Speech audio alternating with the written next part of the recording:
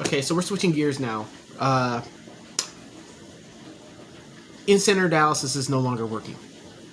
All right, so I'm having major issues with my blood pressure dropping to like dangerous levels at the end. We're talking about 90s, 80s, 70s, and it'll be that way for like hours after the treatment. I believe the my nephrologist told me that it was orthoscopic hypotension. So essentially what's happening from the way they described it to me was the machines that they have on the in-center are too powerful. And they are pulling too hard, too fast. So in-center treatment is no longer an option for me. It is, but I always run the risk of passing out or passing out later and falling and things like that. And that's something that my nephrologist is trying to avoid happening. So one thing that he proposed that I do is home hemodialysis. So what does that mean? So home hemodialysis is the act of doing dialysis at home on your own. Now, the course that I'll be taking is 4 weeks. 4 weeks. And by the end, I should be fully trained in how to do home hemodialysis by myself. So at that stage, I'll be doing everything by myself. I'll be cannulating. I'll be sticking myself. I'll be turning on the machine, activating the machine. I'll be doing everything. So I will no longer be going to the in-center. I'll no longer have to deal with technicians and nurses and being in a cold building and being uncomfortable. I'll be in the comfort of my own home. And one of the biggest selling points of it is I'll have more freedom. I'll be able to do dialysis whenever I want. I'll no longer be beholden to going to the dialysis center for treatment and being locked into a schedule 3 times a week for 4 hours a day. The scheduling will be 5 days a week.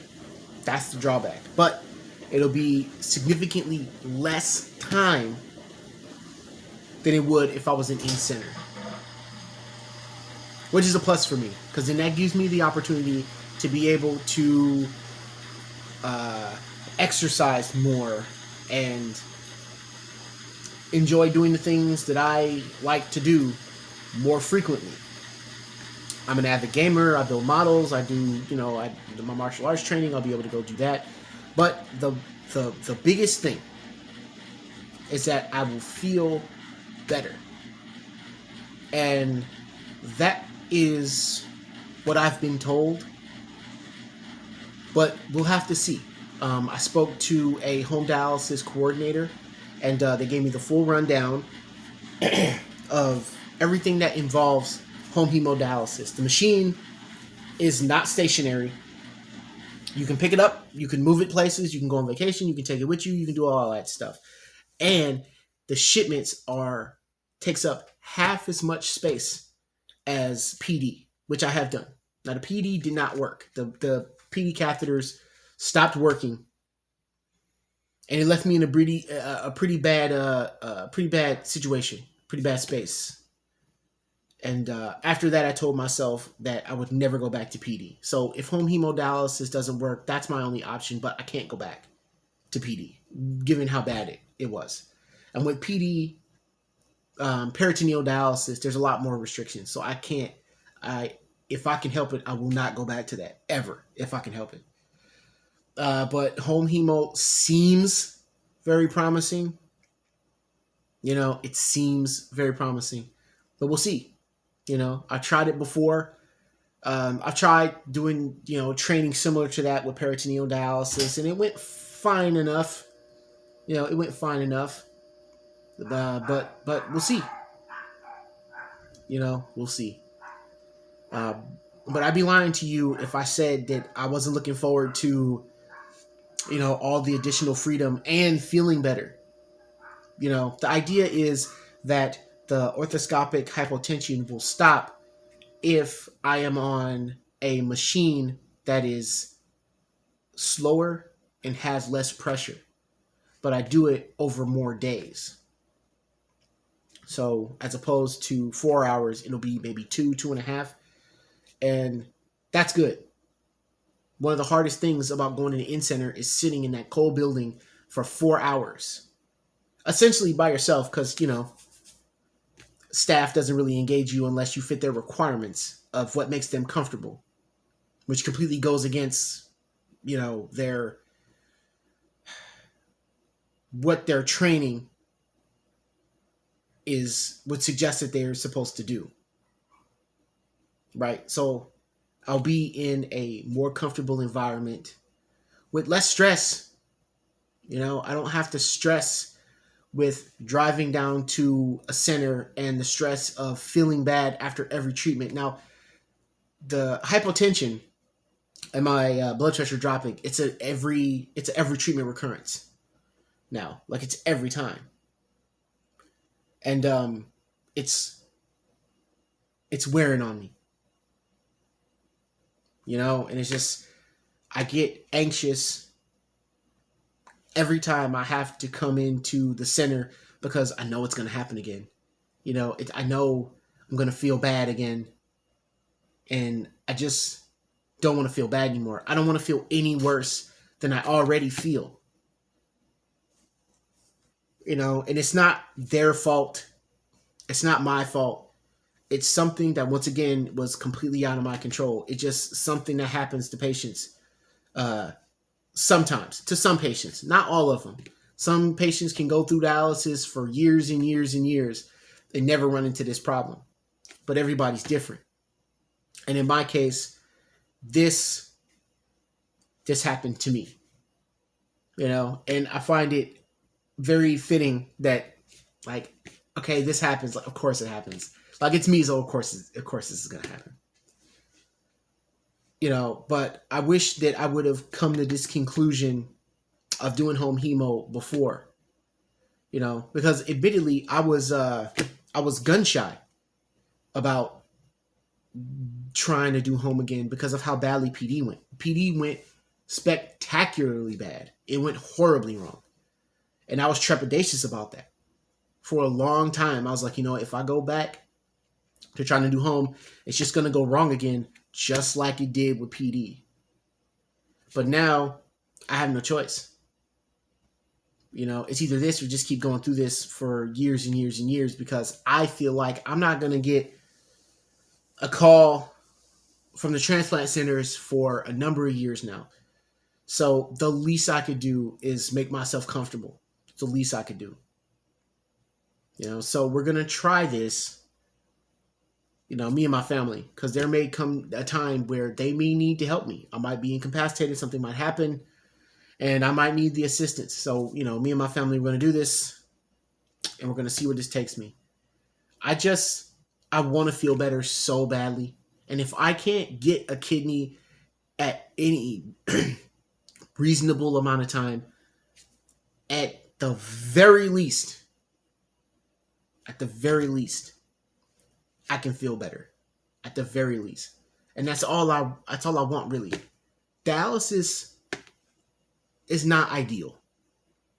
Regardless of what anybody tells you, nobody wants to be on dialysis. I don't care what they say in an article on, the National Kidney Foundation or whatever. It doesn't matter. Nobody wants to be on dialysis. It's not fun. No matter which dialysis you choose, it's not fun. And it's not designed for you to be on it for years and years and years. Anybody that will tell you the truth about what this is really like will tell you that. Over time, you're going to start losing things. And dialysis doesn't make you better. It's not a cure. It's not a remedy. It's just to tide you over until you can get a kidney, or it just keeps you alive long enough for you to do whatever it is you're going to do, if kidney transplant is not an option for you. So a part of me is really looking forward to this, and a part of me is, concerned. And rightfully so. There's no guarantee that this is going to work. And nobody can guarantee me anything. People tell you, oh, would you just think positive and, the whole world will change around you. And that's not how it works. I could have the most positive thoughts in the world, and that's not going to change the fact that my blood pressure is still dropping, and I'm damn near passing out at the end of every treatment. And the room is spinning, and I feel sick, and then I have to get in my car and have to drive home after that, which is incredibly dangerous. So I would rather just be, how can I put this? I would rather be realistic than positive. Even if that realism is like a terrible, painful death. Even if that's what that means, I would rather be honest with myself, than lie to other people. I'd rather be honest with myself than lie. Like, everything's just going to work out fine. Well, what if it doesn't? That's always a possibility. Like, it doesn't have to work out for anybody just because they want it to, and just because they will it so, and just because they're positive, that doesn't necessarily mean it's always going to work out. And it's not always easy to find the silver lining in things. Me, I'm past that personally. I'm way past that. But, it's not always easy to find the silver linings in things when you're in it.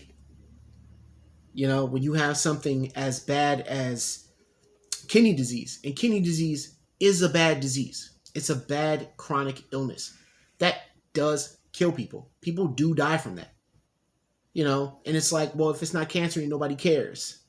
And that's just the approach that a lot of people take. Well, if it's not cancer, it doesn't matter. Right? But you probably have met more people with kidney disease and not even realized it than you have people with cancer.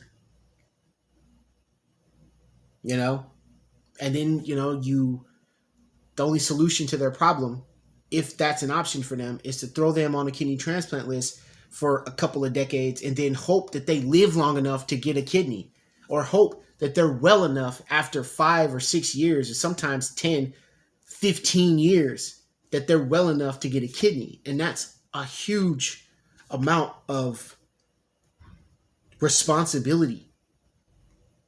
And that's like 5 years in somebody's life is a huge chunk of time to wait for something, anything, just to wait for anything, let alone, a life-changing procedure that will give you your life back and afford you the life that you've been waiting so long to get.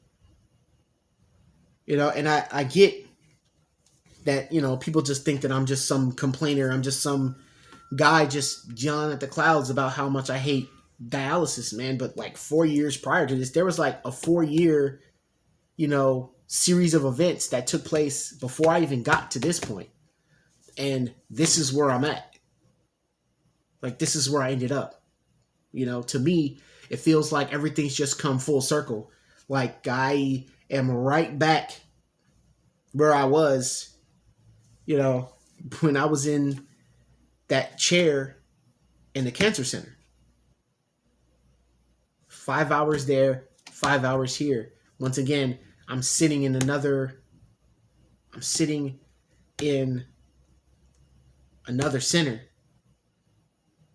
But it's essentially like the same thing.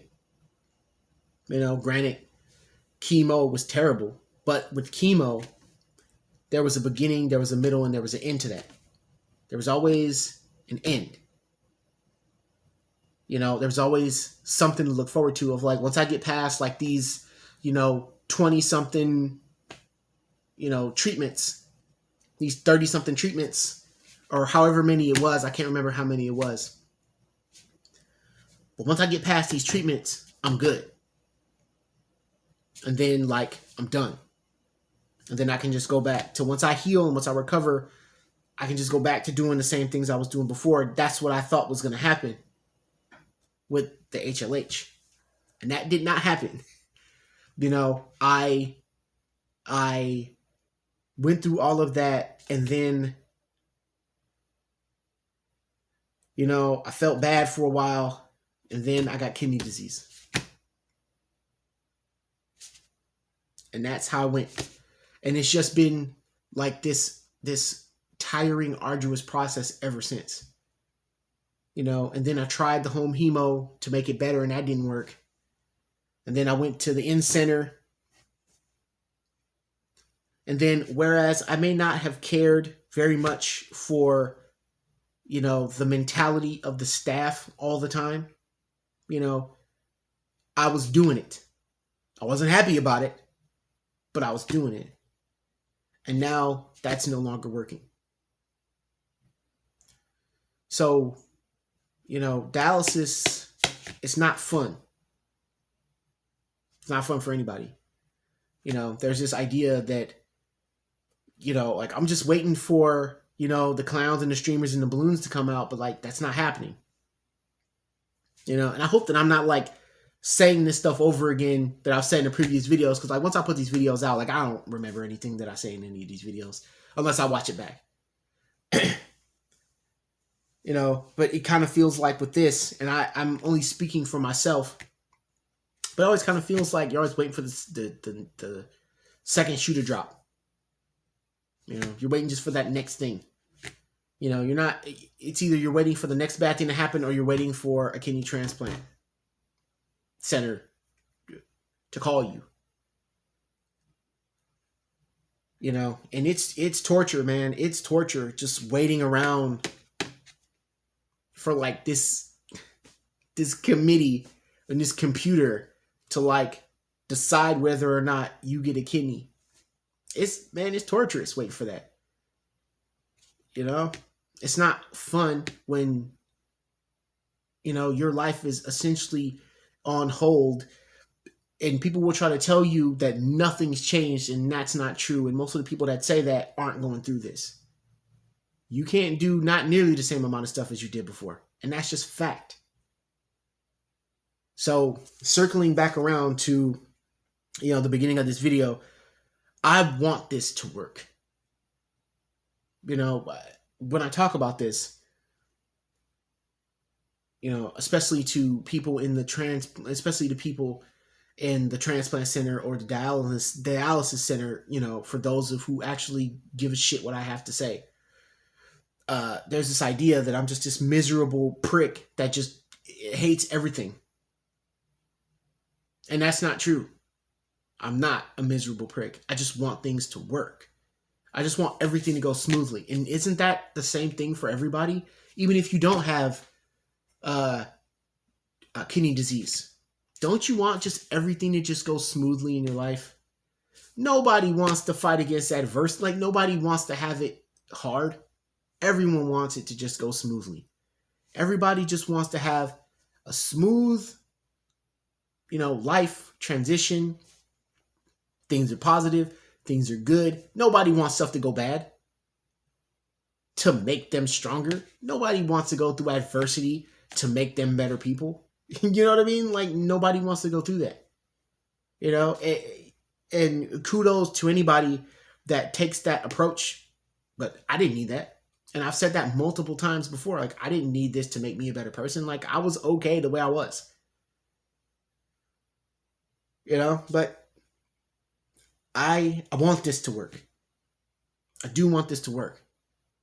And now it's up to me. It's up to me to make this work, because I'm the one that's going to be doing the training. I'm the one that's going to be doing the dialysis. Myself, at home, alone, by myself, most of the time. So, you know, it's on me, and it's probably better that way. Because it's very difficult for me to depend on people who are supposed to care about this, and then they don't. And it's very disheartening. It's very discouraging, and it's very disappointing when you have people around you that are supposed to care about you and give you the same consideration that they give everybody else, but they choose not to. They just choose not to. Because of whatever, your race, your gender, your size, whatever. So, you know, once again, it's up to me to just do it myself. So I've been saying so a lot. Like, I gotta stop doing that. I gotta work on my cadence in these videos so that way they flow more smoothly. Like, remove the ands, the ums, the so's. Like, I realize I'm doing it. All right. I'm going to chart that journey as much as I can because I don't know if they'll let me just like film in there in the center that I'm going to. Let's do it.